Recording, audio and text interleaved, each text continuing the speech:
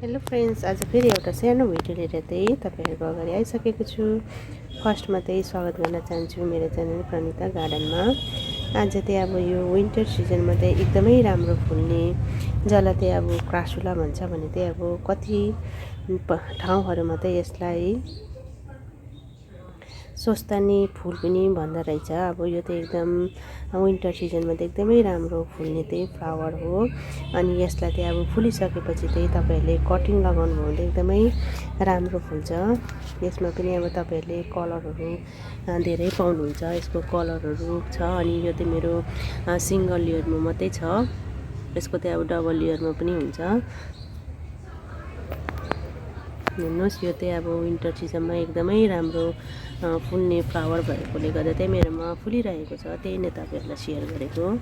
यो चाहिँ अब जब फुलिसक्छ तपाईँहरूले यसलाई चाहिँ कटिङ हालिदियो भने चाहिँ यसको फुल चाहिँ एकदम राम्रो फुल्छ। तर मैले यो पालि चाहिँ कटिङ चाहिँ हालेको होइन। यो चाहिँ मेरो जुन पहिलाको बोट थियो त्यसले नै फुलेको हो।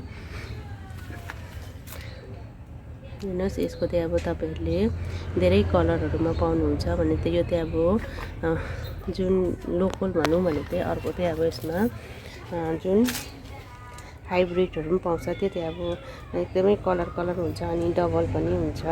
यो चाहिँ एउटा सकुलेन्ट टाइपको प्लान्ट पनि हो। जब यो फुलिसक्छ तब त्यसको लिफहरू यतिकै अब मजाले तपाईँहरूले पानीहरू हालेर राख्नुहोस्। यसको लिफहरू नै यतिकै हराभरा भएर बस्छ। त्यही अब त्यतिकै पनि राम्रो देखिन्छ। अनि त्यसको चाहिँ कटिङहरू हाल्नुहोस्। त्यसले गर्दा चाहिँ अब फुलहरू राम्रो फुल्छ अनि गाछ यसको जुन हुन्छ त्यो पनि एकदमै राम्रो हुन्छ। यो तपाईँहरूले विन्टर सिजनमा चाहिँ फुलाउनु सक्नुहुन्छ। जसलाई चाहिँ अब मैले क्रासुला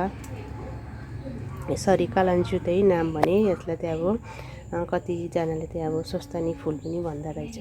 किनकि अब कुनै पनि फुलहरूको प्लान्टहरूको चाहिँ अब जग्गा अनुसारले पनि नाम हुन्छ। कुन ठाउँमा कुन केही भन्छ भने चाहिँ अब कुन ठाउँमा केही भन्छ। त्यही कारणले तपाईँहरूले पनि बुझिदिनु होला। मैले कुन फुललाई के भनेर भन्छु तपाईँहरूको ठाउँमा अर्कै भन्नुसक्छ।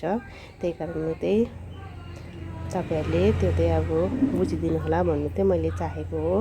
यो चाहिँ अन्त अर्को चाहिँ म साथै एउटा ह्याङ्गिङ जुन प्लान्ट छ त्यो पनि देखाउँदैछु। यो पनि एकदमै राम्रो सुन्दर चाहिँ अब ह्याङ्गिङ प्लान्ट चाहिँ हो अनि एकदमै राम्रो चाहिँ मेरोमा भइरहेको छ। जसलाई चाहिँ अब डङ्की प्लान्ट चाहिँ यसलाई भन्दो रहेछ होइन। मलाई पनि अब सबै फुलहरूको नामहरू त एकदम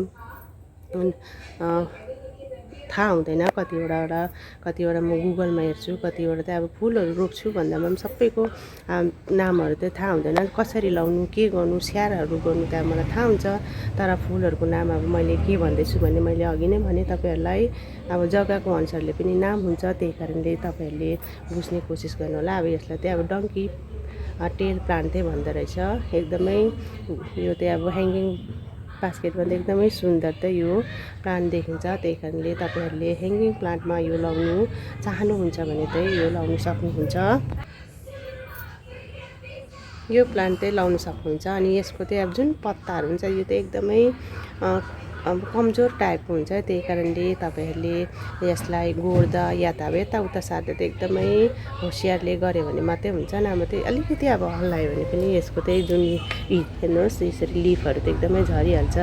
यो तपाईँहरूले प्लान्ट लाउनु सक्नुहुन्छ। ह्याङ्गिङ बास्केटमा चाहिँ एकदमै राम्रो देखिन्छ अनि मलाई एकदमै मन पनि पर्छ। त्यही कारणले तपाईँहरूलाई आज मैले सेयर गरेको। फ्रेन्ड्स, आजलाई चाहिँ म यतिमै बिदा लिन चाहेँ। अर्को भिडियोमा फेरि भेटौँला। तबसम्मलाई बाई बाई।